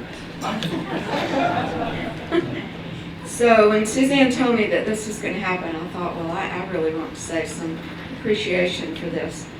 Appreciation. And so thank you for this recognition award for my lifelong dedication to teaching. I am honored and very grateful. Most of my life has been devoted to giving back, and my way of doing this is through teaching. As the oldest child in my family of origin, I was given some responsibility for my younger siblings. I'm sorry. I've noticed that everybody had visuals. I don't have any visuals for my talk, so you just have to imagine things in your mind. My youthful instinct, when I was given the responsibility with my siblings, my youthful instinct was to set up projects and teach them to create. Creating was what I loved to do, and I was sure they would love it too. I was teaching at the age of 8. My first art teacher was my mother. She was an artist and recognized my talent. She facilitated my love of art. We would sit together looking at images in art books and reading biographies about artists. The library was our favorite place to visit weekly. They had a program to rent full-size framed copies of fine art paintings. We would bring home a Monet or a Degas and hang it on the wall and read about that artist for that week. I was 5 when my first formal lessons began, learning basic skills and fundamentals for drawing and painting. I've always been grateful for the early training of hand-eye coordination that my teacher encouraged me to develop. My thirst grew for more drawing and painting. As I studied books and went to museums, I was training my eye, raising my consciousness to fine art. I realized that intuitively I understood this language. I felt this was my calling.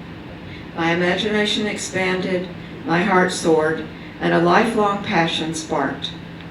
I always felt that my path was art, that I belonged in this family of artists in history. Drawn to images, I relished the magic of making ideas manifest physically. I recognized I was a maker. I had ideas, but I did not know how to do it. So I set up a program of learning and sought out the best teachers. Over many years of study, I felt incredibly fortunate to have found great teachers who were knowledgeable, skilled, and generous. Among my many teachers, many teachers, because I'm a lifelong learner, I still take from any teachers that seems will teach me something. Among my many teachers were Daniel Green, David Leffel, the Chatoffs, and 20 years studying with Nelson Shanks.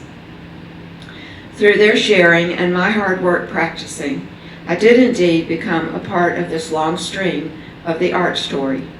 It is so rewarding to engage in the struggle and learn how to make my vision a resounding reality. I was empowered by my teachers. I felt compelled to share this experience with others who were searching and to facilitate their journey. I am a seeker and always in pursuit of more knowledge and skill in painting and drawing. So I recognize this hunger in another. Empowering a searching student is my passion. It has been so stimulating to learn to become a better teacher and deeply rewarding to see my students develop. My dedication to teach comes from a place of joy and gratitude. I experience so much joy when I teach. I am grateful for the many students who have chosen me to be their teacher. They have made me a better teacher.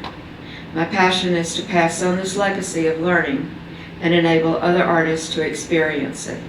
This recognition award is a welcome validation of my life's work, and I greatly appreciate it.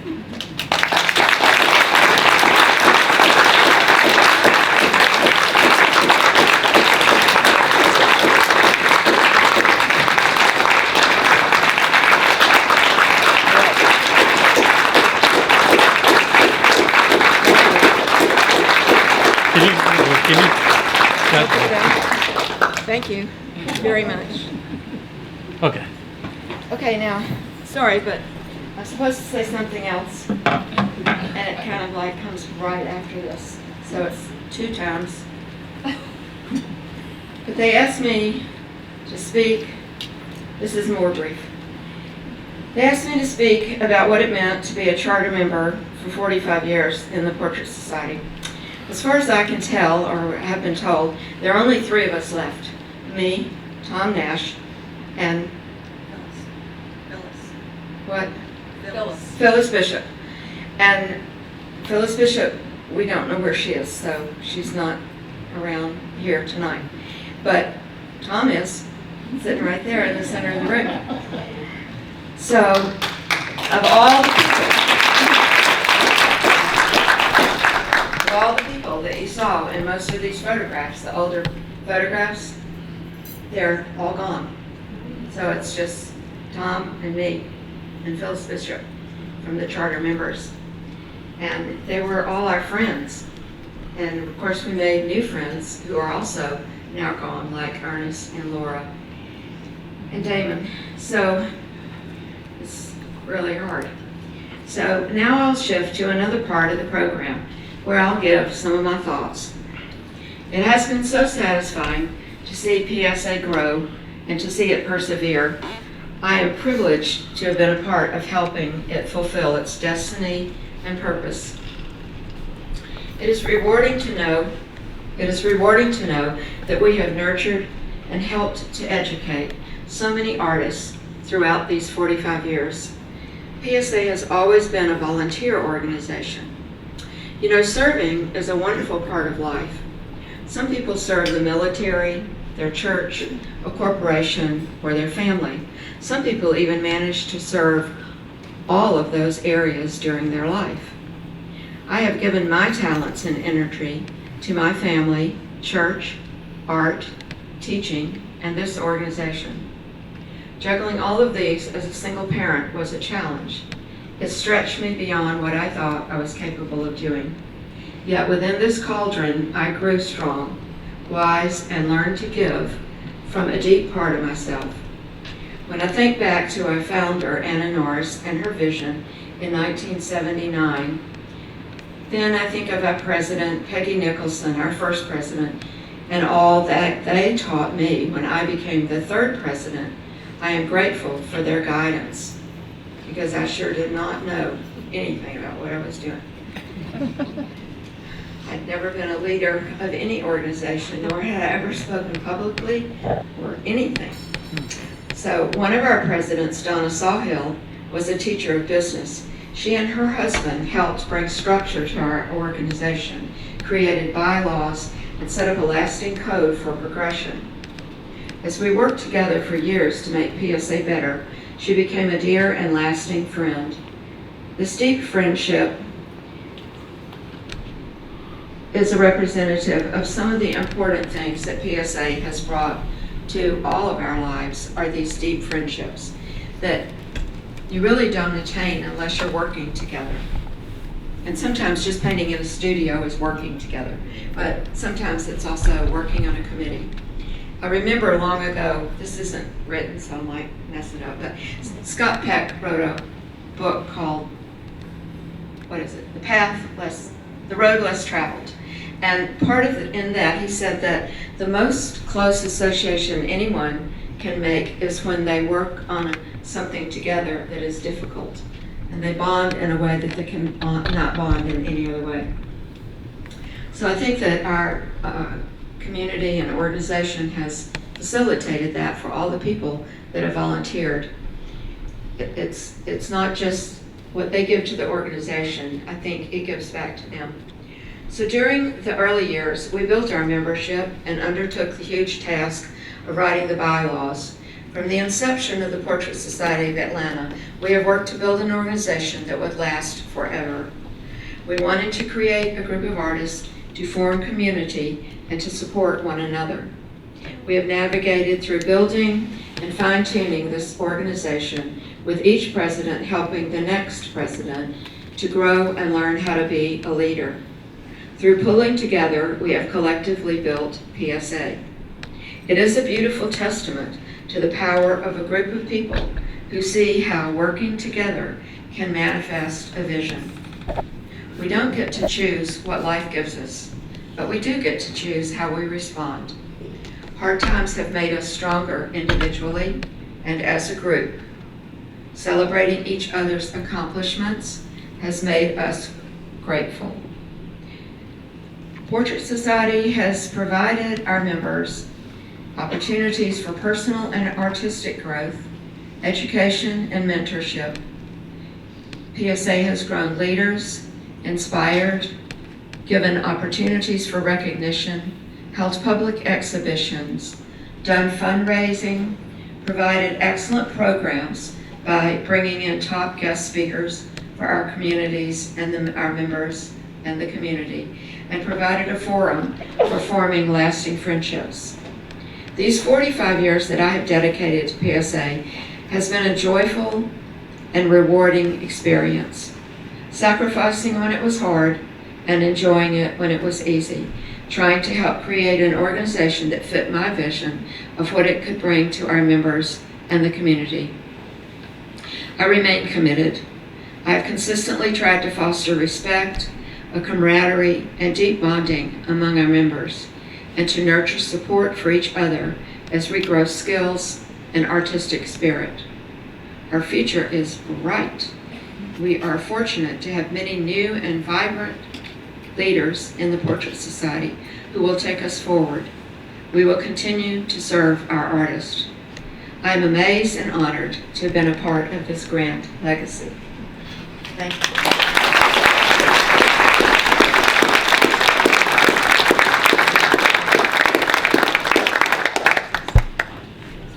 Well, blame me that there's a delay in the program and you're not getting your door prizes just yet. But first of all, I just want to echo what everybody else has said, that appreciation for everybody involved in putting on this wonderful event tonight. Donna, Cheryl, I can't name all the names, but you know, this is something. I was impressed, very impressed. And if this is what you do for the 45th anniversary, what in the world can we expect for the 50th? I know I'll be pushing 80 years old, but hopefully I'll still be here to see it. Anyway, I'm just going to say a few things about the early days. I could say anything since nobody else was around. But no, Nancy was there. As you know, Anna Norris started this organization in 1979. That was the same year John Sandon was doing his thing.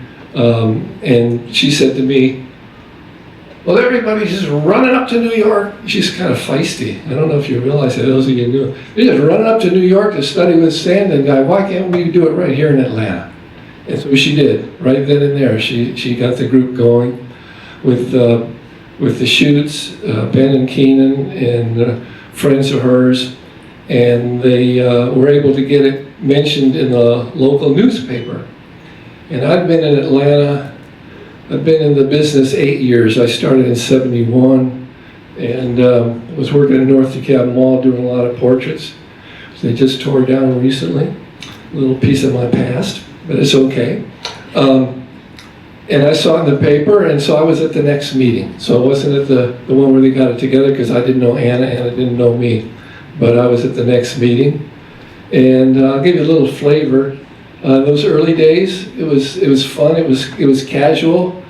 You know, this was the late '70s, early '80s. We weren't that far removed. We weren't hippies, but these meetings were pretty casual. I remember us sitting on the floor. You know, let's get together and rap. Remember? Some of you older ones know the atmosphere. And we'd sit there and hugging our knees as we sat on the floor, and we discussed the future of the society and painting and what we were going to do. And an event happened right at the very beginning, in 1980, so that was really just at the time of the beginning of the organization. Thomasine Bradford invited Dan Green to come to Atlanta and do a workshop.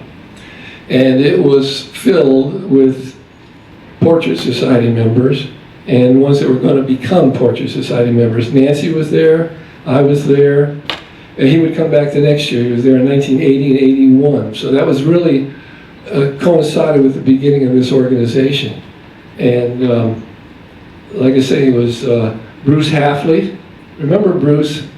I'll give fun little details. He, for a cabaret, and Dan had a lot of artists in there. There was 3 or 4 models, maybe 40 people.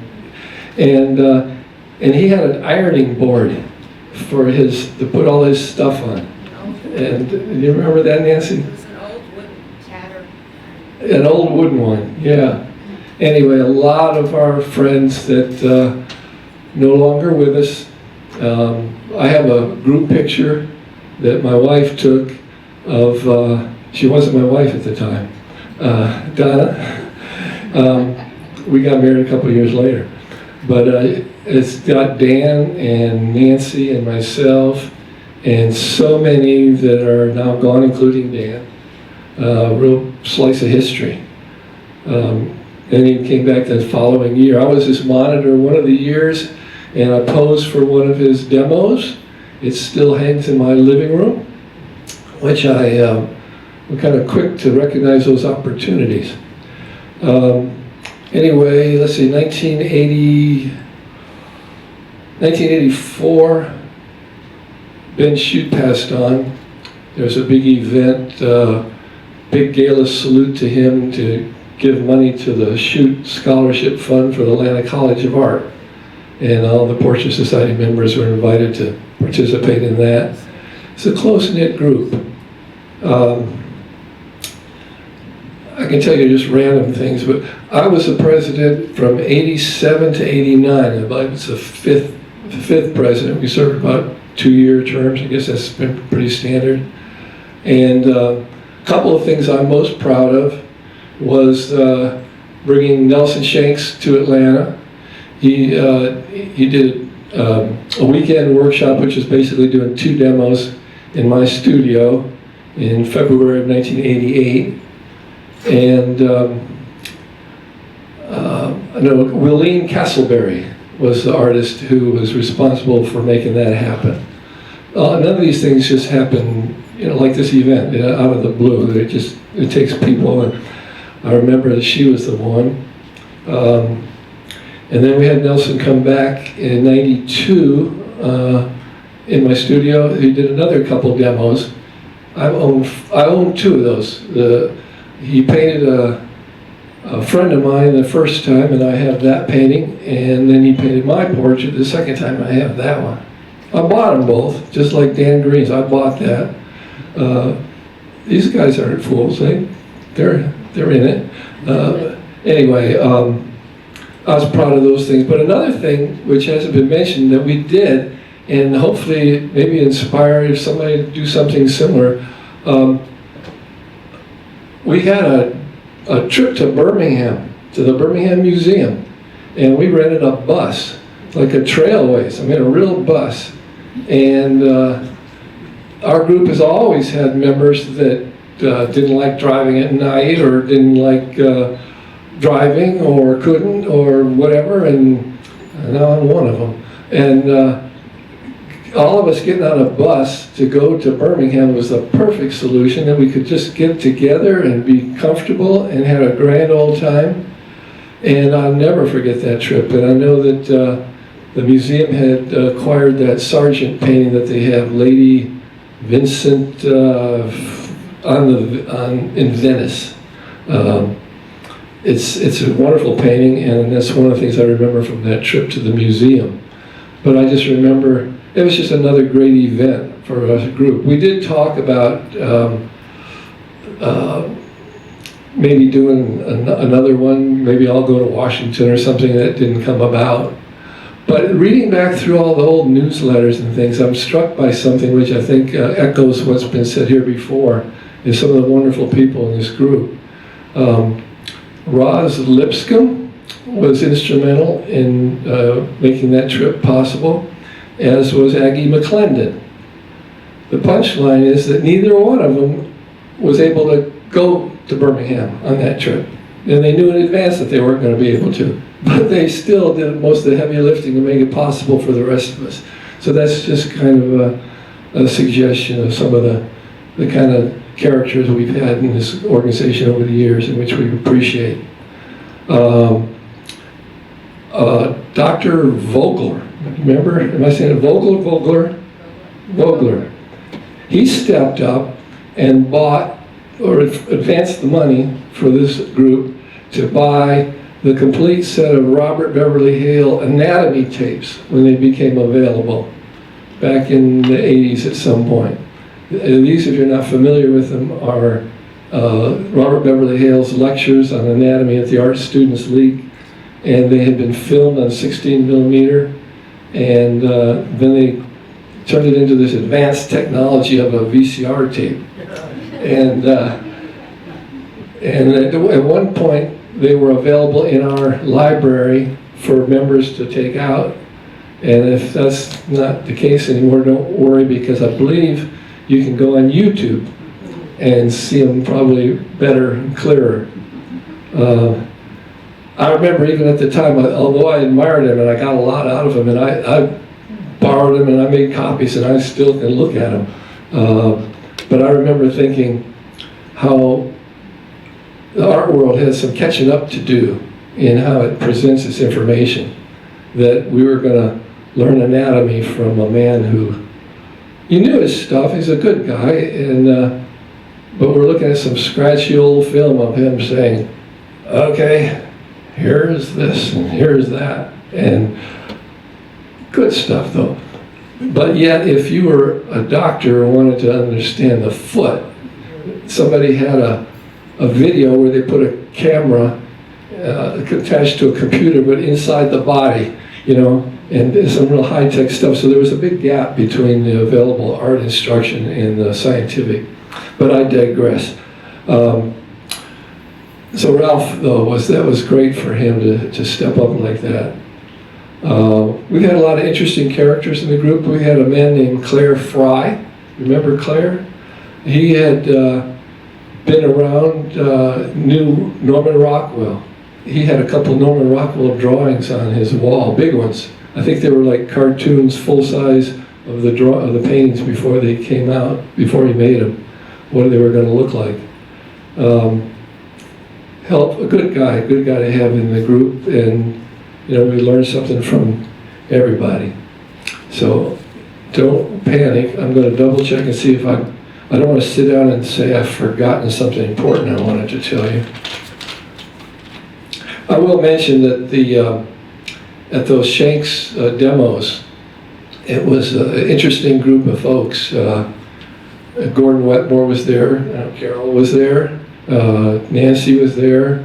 There were several, a lot of Portia's members at the time. We had some from out of town, besides Gordon, and then his daughter, Steve Moppert, came. But one of my good friends and a great guy, and one who, I remember him standing on my porch during a break telling the other students how they should really appreciate this rare opportunity. Is Robert Bruce Williams. Some of you might remember him from his advertisements in Southern accents and Veranda over the years. But he came from Washington just to take advantage of this opportunity that the Portia Society put together for him.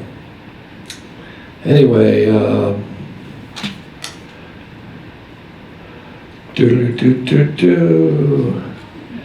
that's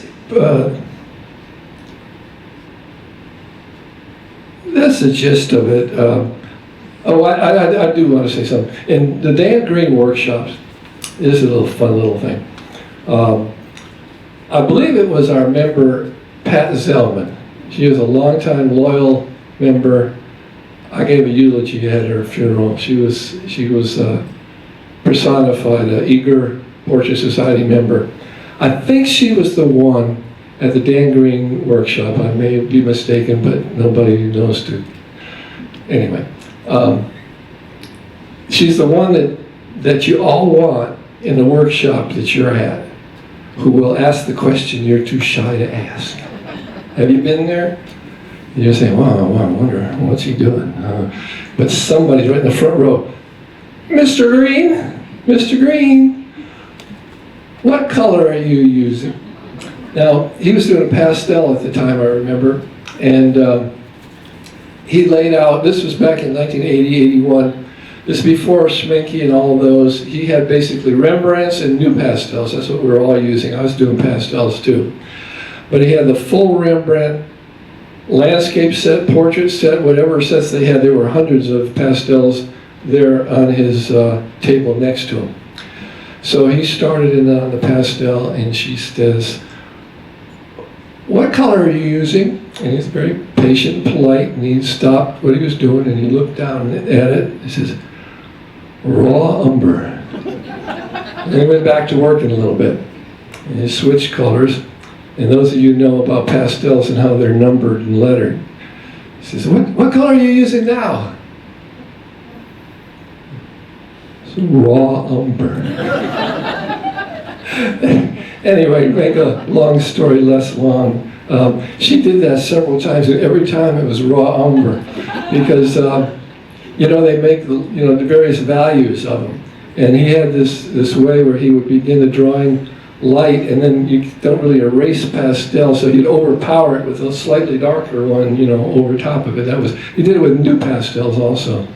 But I remember his patience, that he didn't, he was patient with her and polite. And I remember saying, "I'm glad she asked."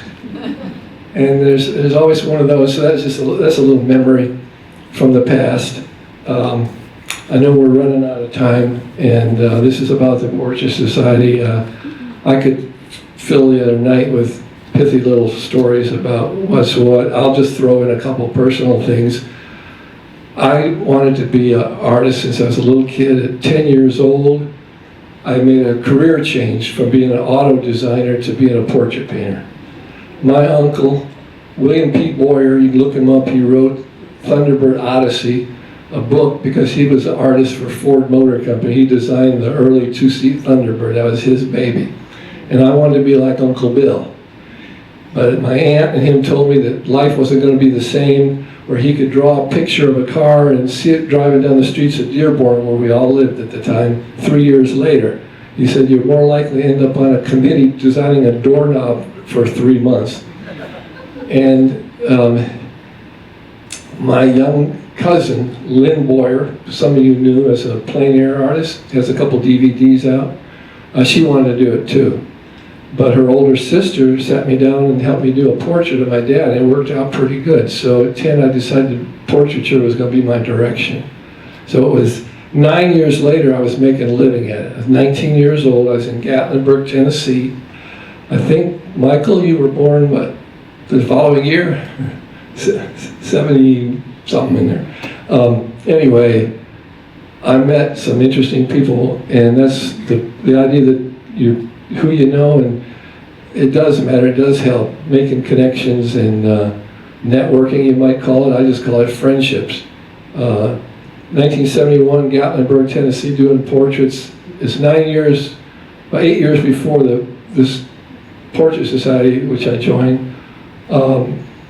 Gordon Wetmore was sitting there side by side with me. So we met when I was 19. He had painted President Nixon, not the official one, but it didn't matter. He had painted him. He'd been asked to paint him by some people in Tennessee, and he had that on his sign. And he'd been there the year before, so he got the front row spot to work, where I was kind of around the corner. But we were basically side by side. So that was Gordon. The Egleys, you've heard of the Egleys? Carolyn Egley and her sister were 5 feet away from me. John De La Vega, some of you remember him here a few years ago. He's passed on. He was side by side. Met a lot of people. Years later, Egleys introduced me to her father, Bjorn, introduced me to Cedric, introduced me to Henry Henchy, introduced me to William Draper. 1974, I know William Draper. I'm in his studio. One thing leads to another. And if you're working hard at something, these opportunities kind of open up, because people know you're serious, they know you're really sincere about what you're doing, and they want to help you. So the Portrait Society here in 79, 80, 81 was this a real central time for me that I have to mention. Michael was talking about the money, the $50,000 that they give out. I can only drool. And his 1,500 sounds pretty good too. I won in 1981 at Sandon's National Convention in New York in the portrait competition, and in 1983, the same prize. It had a name that basically amounted to, it was the third one down. And again, I was born too soon, because today that would be the first prize. The first prize would have been called the Draper Award, the second one would have been called the Grand Prize, and the third one would have been called the First Prize. So I would have been the first prize, but I got third. But I got $200. And in 1983, that was the year Don and I got married, and we took a honeymoon, and I blew the entire $200 on one of the Orman books on Sargent in a bookstore in San Francisco.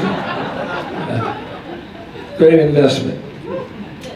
Anyway, I go on, but it's not really my point to be here, and I think you have some gifts to some, what do you call it, door prizes or something. So I will hang this up, and again, I want to say thank you and congratulations to everybody who put this event on, and I'm sure we'll do it again in a few years.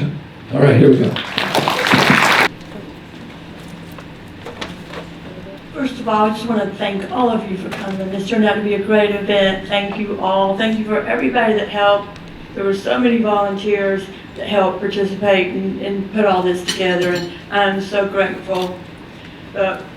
Also, before y'all leave, we hadn't mentioned, everybody please get a gift bag over here. All the ones with the red ribbons over, please walk out, don't forget to get one of those. We also have a cake back there that we didn't get cut. Somebody's going to cut it. We've got little boxes for you to please take some home with you. Do you have door prizes?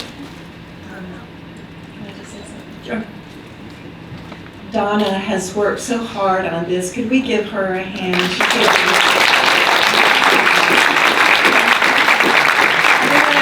Everyone else too.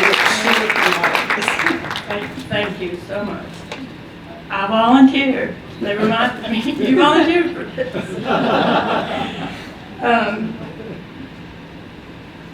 I mentioned all that in the gift bags. Okay, we have, first of all, I want to thank Jessica Lilly and Deborah Yawn and Margaret for calling different art stores to get gifts that go in these gift bags. I think they're still here. The first thing we've got is a gift from, these were given to us from some of the vendors. This is from Sam Flax. It's a set of acrylic paints. You want to grab one? Let's grab one. Jean Ballou. I know I saw her. Here you go. You want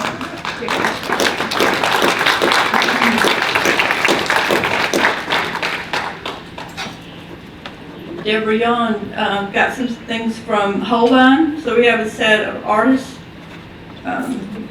paints from Holbein. Really nice set here. Oil paints. We'll draw it.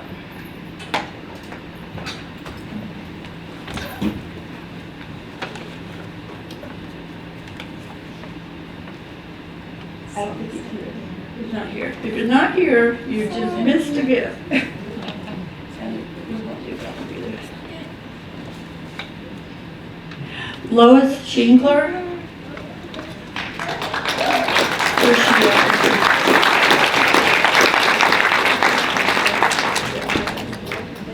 Would you mind?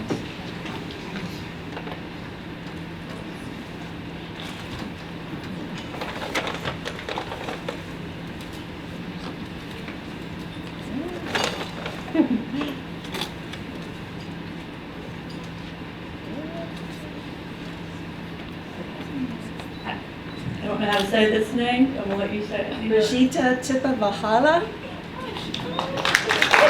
Okay. This is a $50 gift certificate from Dick Blick.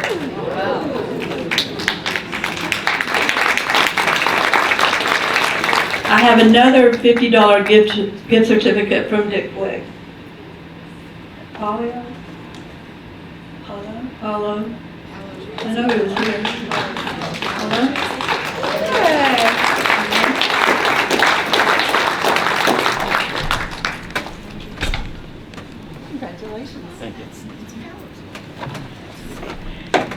I'm just gonna give a real shout out to Silver Brush. They sent us $300 gift certificates to Silver Brush. And in these gift bags, you all get 5 brushes from Silver Brush.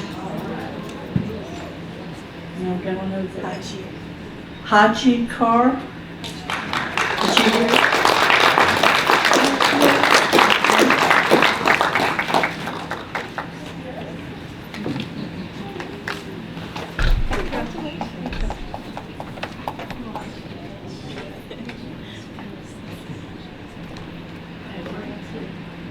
Kathy Kitzmiller. Did I say that right?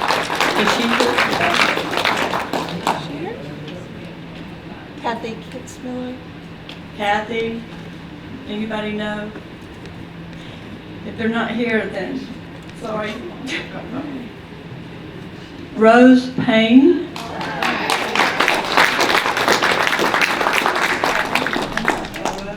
Rose here, I saw her. She was here a second ago. We'll save it till she walks back in. I think she went to the restroom. Like the Academy And Award. Kathy Morris.